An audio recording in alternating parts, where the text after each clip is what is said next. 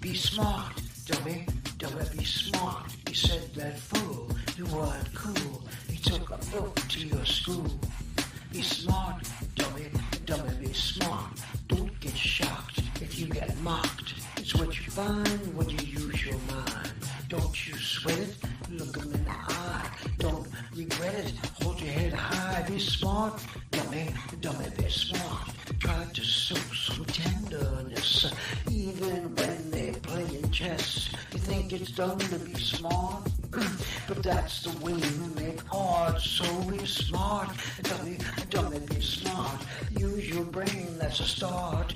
It's okay to be smart. Don't you think that you are cool?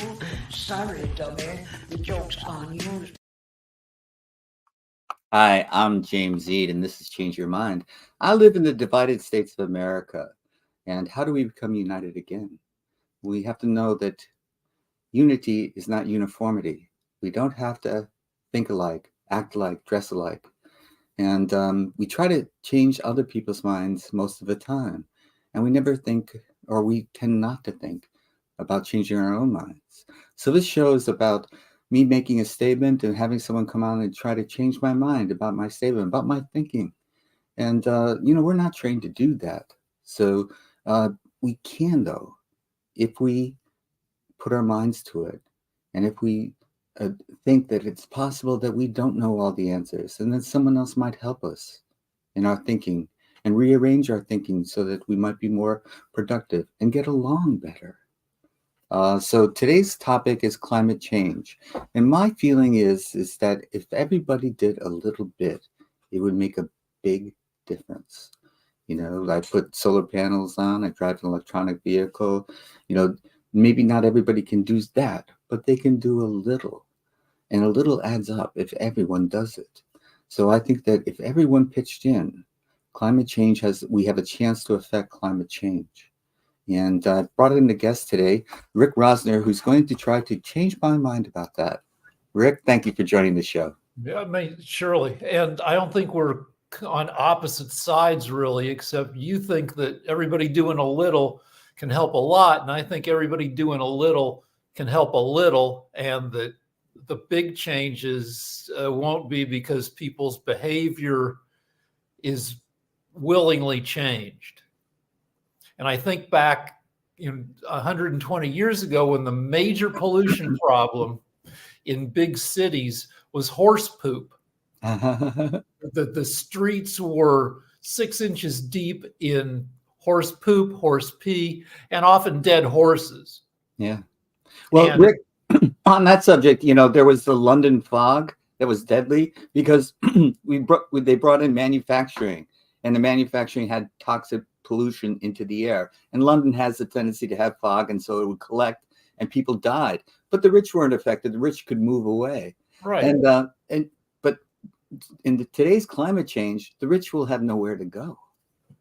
The rich will always have places to go. I'm working on a novel set in the near future that stars a very rich character, a character with basically worth trillions of dollars, and that individual has no problem escaping the consequences. Okay.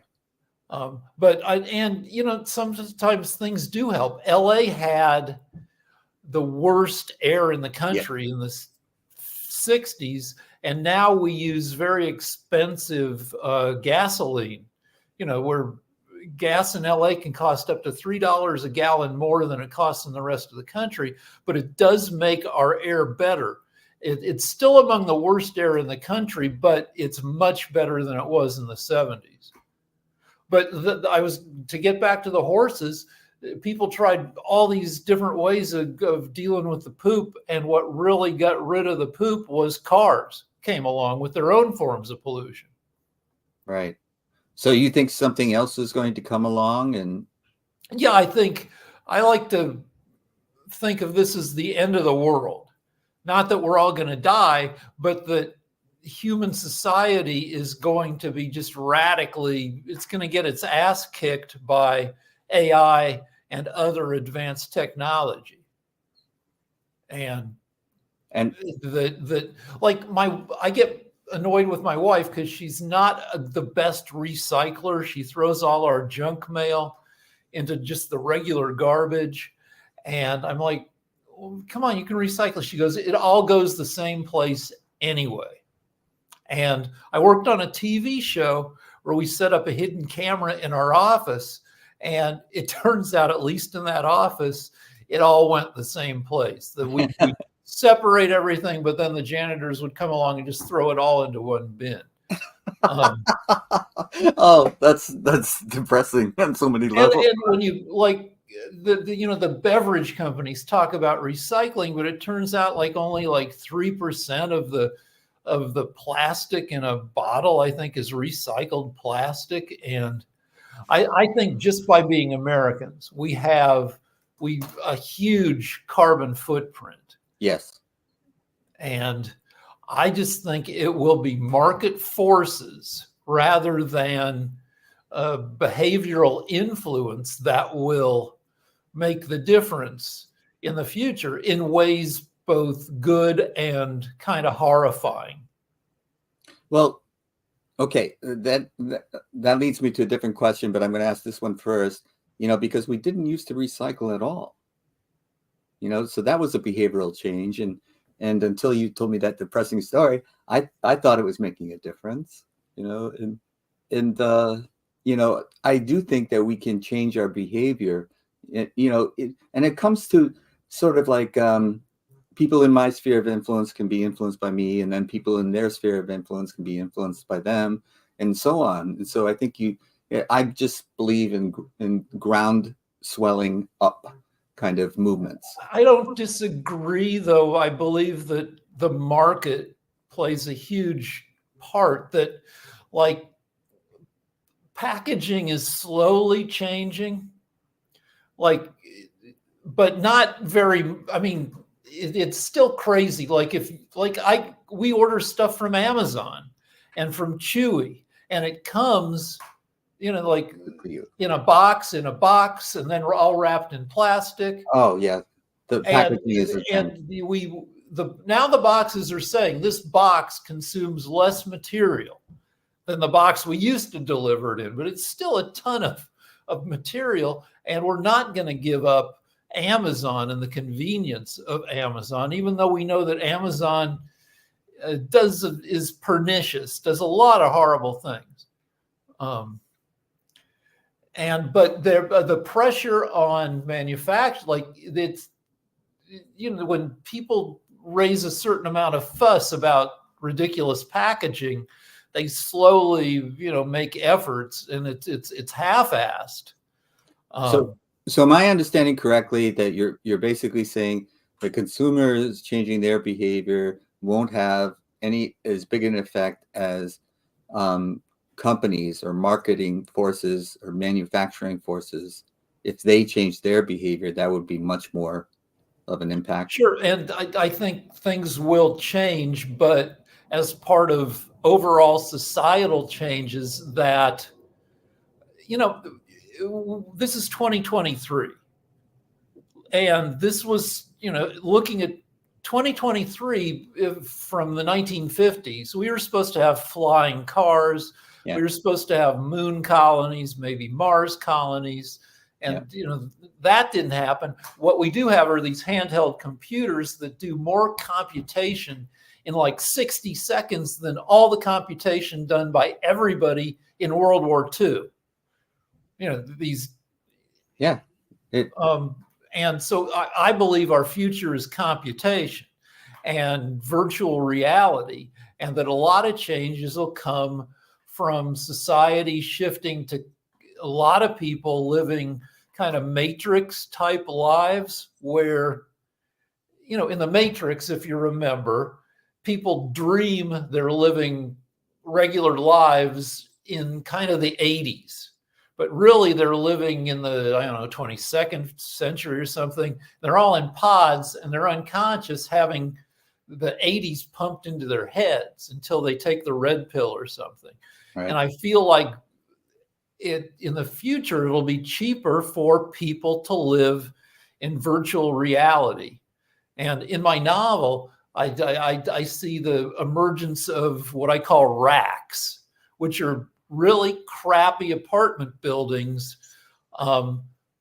for people to live in while they spend 16 hours a day in virtual reality. The apartments are kind of like crappy little Japanese pods where very few square feet, kind of squalid, but they're set up to, maybe there are people in the apartments who go around and check on you to make sure you're not just like unconscious lying in your own filth because you're in virtual reality. But it's somebody living in 100 square foot studio that just has the bare bathroom, maybe not even a kitchen, because they spend all their time just dreaming in VR. Yeah, they still have to eat and poop though. They still have to eat and poop, but they work virtually, so they're not commuting. Like, I think some behavior that'll change is, like, in America for the past, 70 years, we're used to every adult member of a household having their own car. At least in suburban America. Yeah. And there's a writer, Cory Doctorow, who I saw him give a lecture where he talked about he needs a power drill about twice a year. And he said that's ridiculous to have a power drill, that we can use AI and drones, and there can be community tools. You don't need a drill that just sits dusty, 99 point however many % of the time. That you order up the drill, they fly a drill in, you use it, it goes back to the community tool shed, and you can do, cars sit, just not being used. Right. And so I see that shifting. There's an argument going on among the many housing arguments in LA about how many parking spaces you need when you put up these new high density apartment buildings. And it used to be, at least one parking space per apartment. And that's going to change as, high tech makes it more feasible to do transportation sharing. And I believe that in the future, like, it'll be increasingly frowned upon to go on airplane flights. Because when you fly in the air, huge amount of pollution. Yeah. The pollution costs aren't captured at all. It's a great bargain. If you had to pay for cleaning up the pollution caused by your flight, tickets would probably cost 3 times as much. Yeah. We're already pissed at the Kardashians when they go to the Van Nuys Airport and get on a private plane to fly 30 miles. There was a movie in LA with Steve Martin, and he went out to go to his neighbor's house, and he got in his car and he moved it like 10 feet and got out of the car to visit his neighbor. But he drove to his neighbor's house. I think things will change, but that it'll be a lot of carrot and not as much stick. It won't be because people are guilted into consuming less. It'll be because it becomes more convenient to consume more efficiently. Okay, and this scenario, which may not be right around the corner for us, because even kids today, you can see they're spending a lot of time in a virtual reality world, communicating on their phones and TikTok and what have you. But do you see climate change going down, or climate change leveling off, or what do you see? Yeah, I do. I see that the next 50 years are going to be rough. Next 80 years, but I always bring this up on the various shows we're on. But sex among young people is down by 25% because entertainment and social media is up in terms of how entertaining it is. Right. But when I was a kid in the 70s trying to lose my virginity, everything sucked. The movie, the life kind of stank unless you were getting laid, which I wasn't. Now there's just so much awesomeness in terms of entertainment and social media, and that people have, other things to do besides try to get laid. Yeah, and things we used to do to entertain ourselves were, nobody does those things now.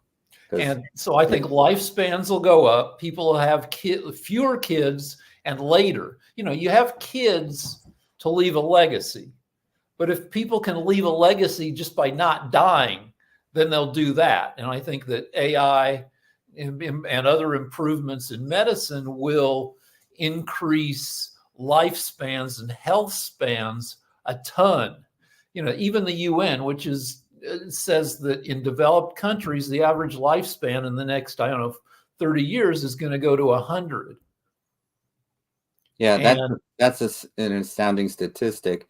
But, so you think the next 50 to 80 years are just going to suck in terms of climate change? And things are going to get rough. You're going to have displacement of hundreds of millions of people who live in coastal cities, and not just coastal cities, but changing temperatures.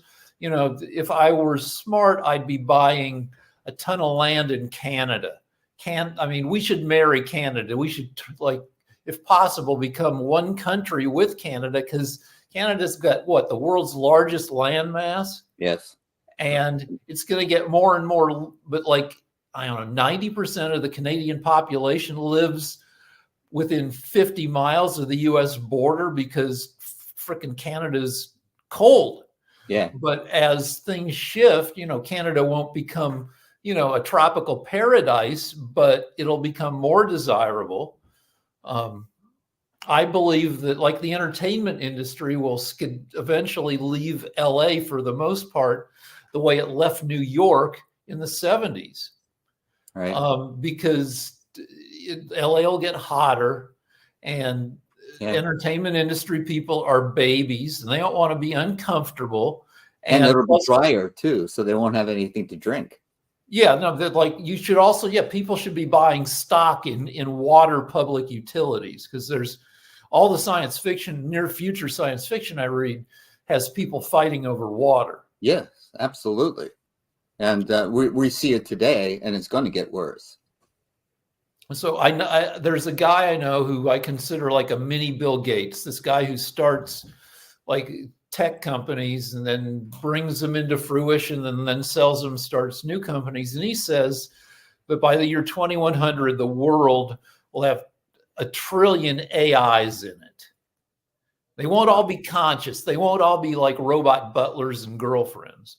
But your sidewalk will have a chip in it. It'll report on use, and all your appliances will talk to you and talk to each other. So our stoplights will be synchronized for a change? Yeah. They already kind of are. It's just you can't sync them for frickin' everybody. Yeah, right. But they might work a little better. Yeah. And I've said this a bunch, that I think AI could do a better job of catching people who are about to shoot up a school. Because when somebody kills a bunch of people with an AR-15, it almost always comes out that a lot of people were concerned, including some police agencies, that if all the agencies had coordinated. Yeah. Well, they've been posting on social media, and no one took it seriously. Yeah, so I think you could catch a few maniacs if you had better,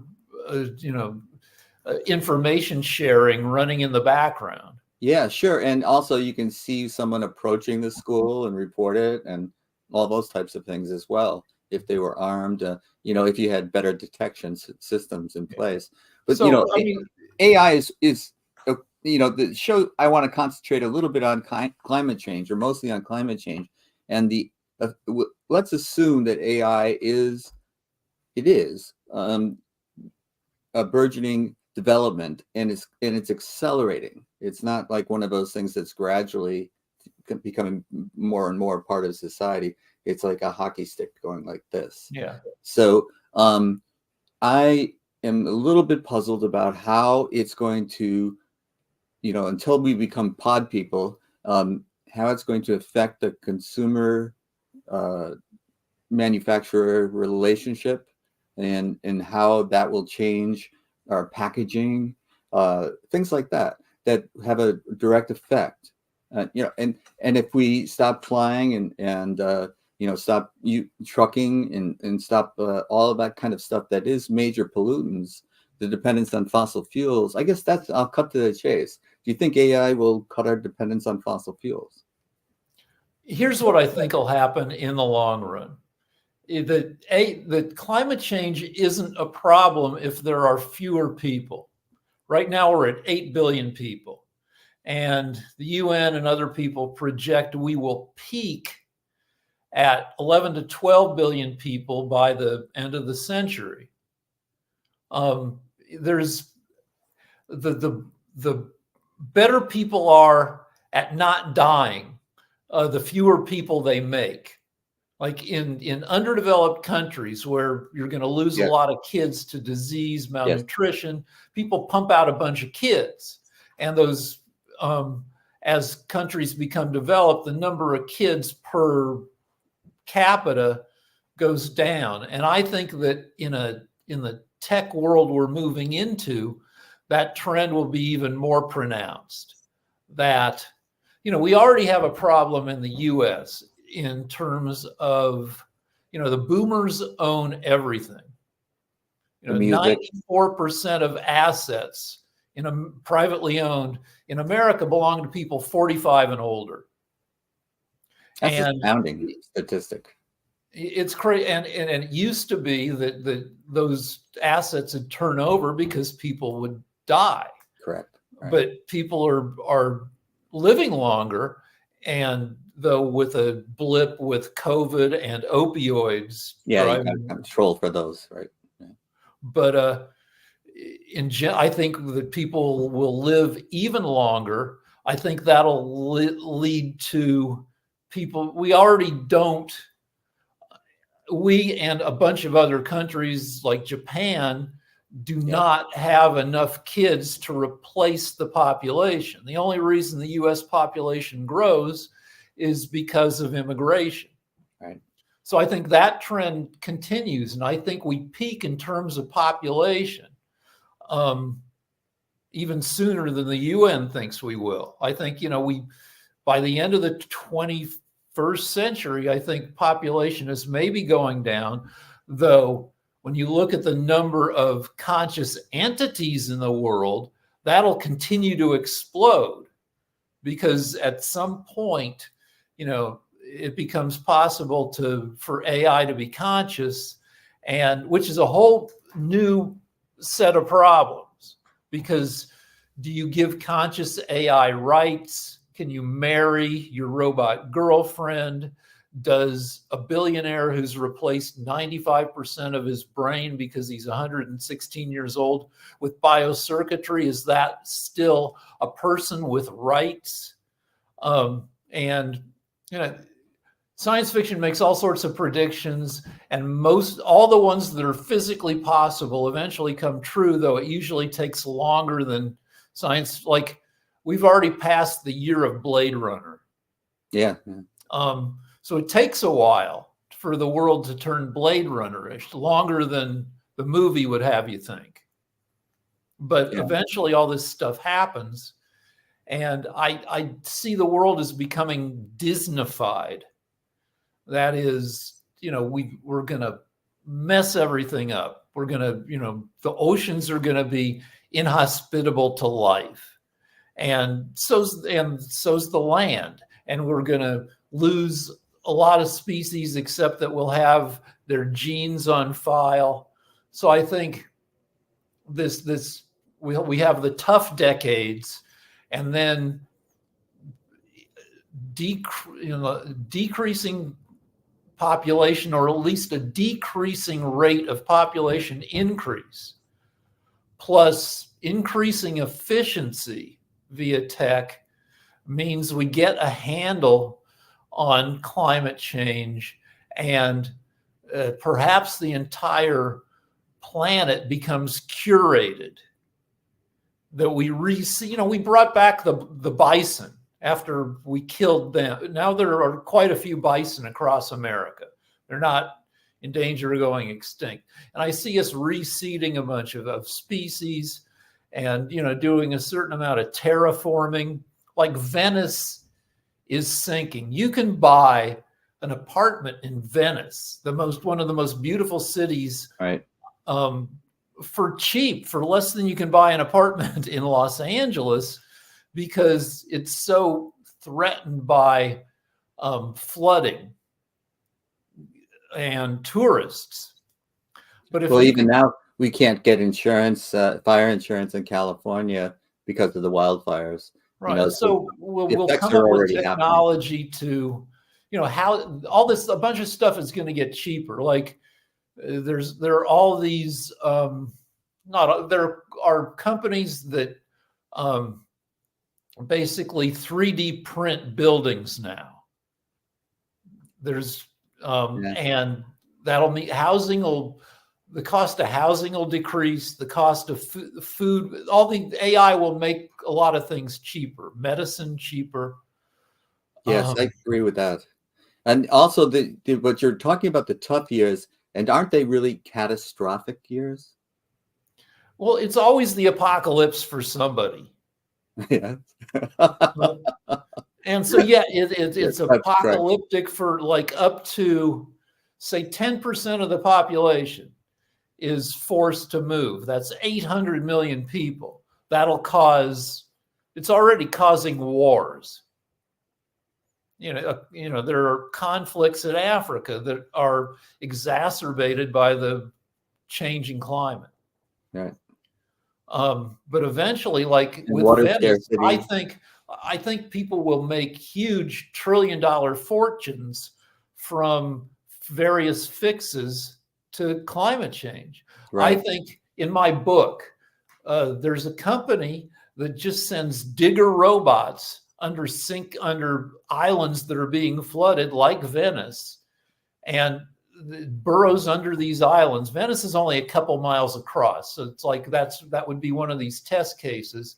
You send in, a few thousand digger robots. They dig under, they're on the seafloor.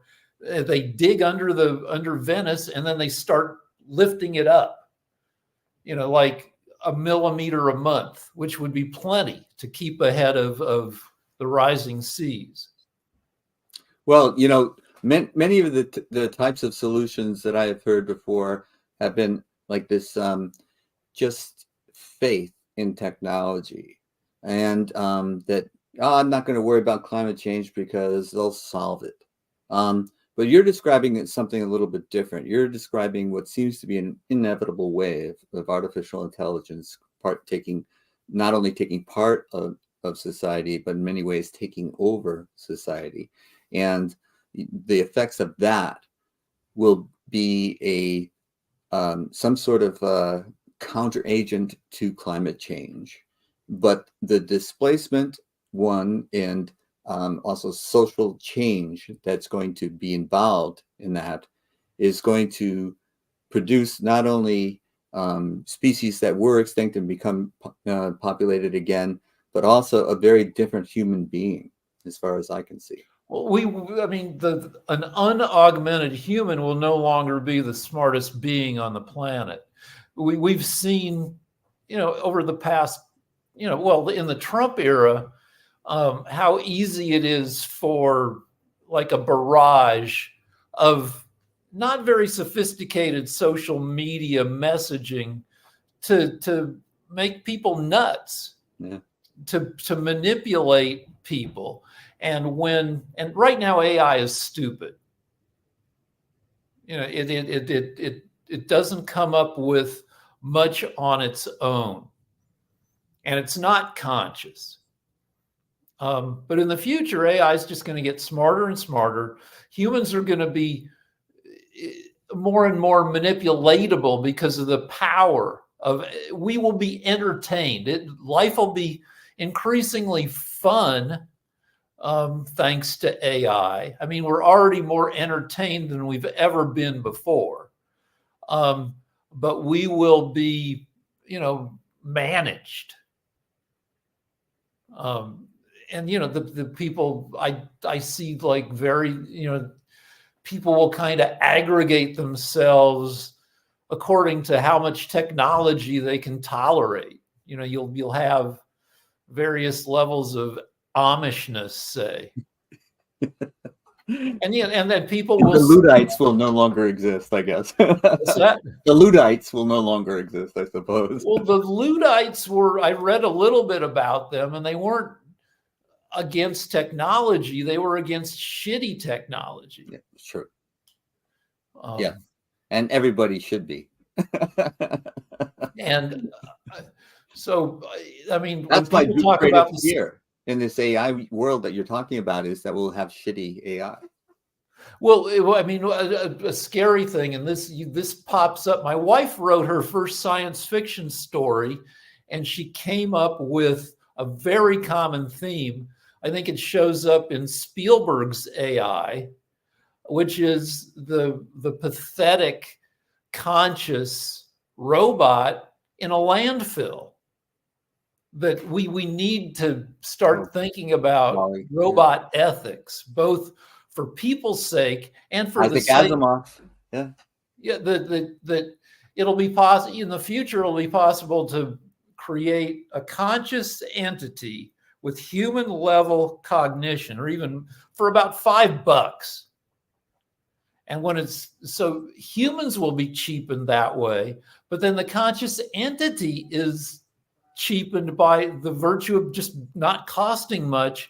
And we're going to screw it up, but we're going to need to institute protections so thinking beings who want to live don't end up being badly abused and ending up in junk piles. Now, we should be able to engineer, like AI that might be conscious, but, that are like trout, like trout kill themselves every year. They go upstream and they lay their eggs, and I don't know, are they all really sad at the end? Like, oh, this sucks. I laid my eggs and now I'm dying. Maybe, in my novel, it becomes technology makes it possible to have discourse between humans and other smart species, and octopuses, when they find out what their whole deal is, are very pissed off, because octopuses are super smart, but their reproductive model makes it so they only live for 2 years. Mm-hmm. It's the same reproductive model as possums. You pump out a ton of cheap, crappy bodies because most of them are going to fall to predators. Possums have only lived for about 2 to 4 years because there's no point in them living longer, because they're bad at avoiding predators and they get eaten. Right. And so you just make a ton of possums, and all they have to do is make it through a couple reproductive cycles and pump out a ton more possums. But it's extremely unfair to possums.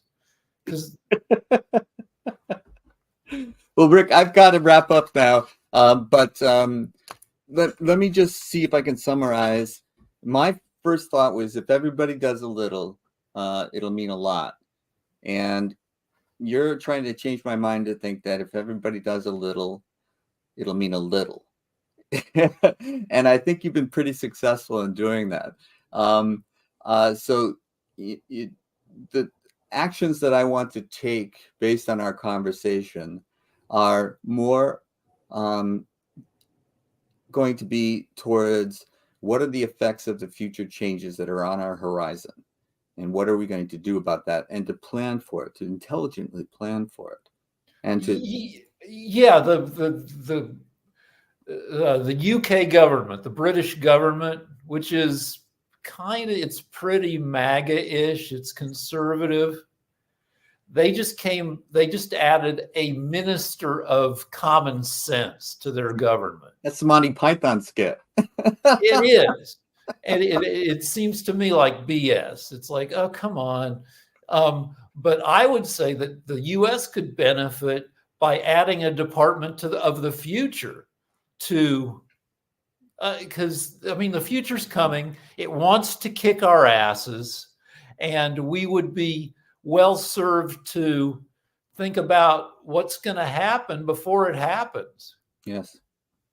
And to plan accordingly. And I do believe that there will, right now that we have people that are making the rules, our policies, that really have no understanding of what's coming.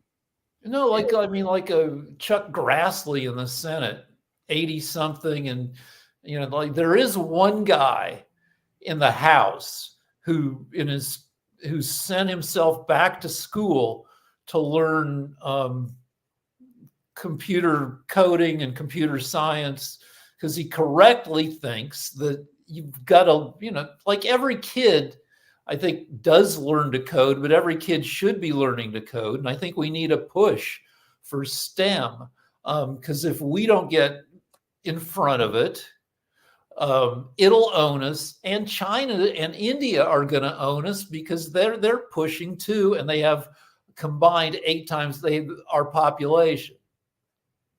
Absolutely. All right, Rick, thank you so much for joining the show. Is there any final word that you want to tell the audience? Just mention the singularity. The singularity is, people weren't freaked out about this like 5 years ago, but now everybody seems to be. And the singularity is when AI starts teaching itself and telling itself what to think, and then answers every single question. And there's some people like Ray Kurzweil who love the singularity because all our wishes will come true. We'll get to live as long as we want and everything. But it's the monkey's paw, that we get all our wishes, but maybe not in the way that we want them to come true. Right. Right. Thanks again for being my guest, Rick. I'm going to take you backstage and thank you for having me. Appreciate it. My pleasure. Thanks again.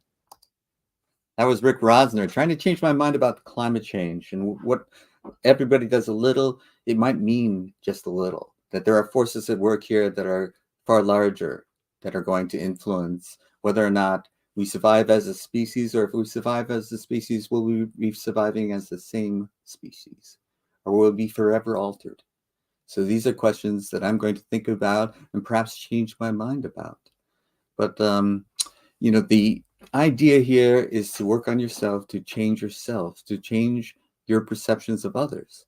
And to do that, we have to realize that there's no change without change within. And it's inside ourselves where we begin.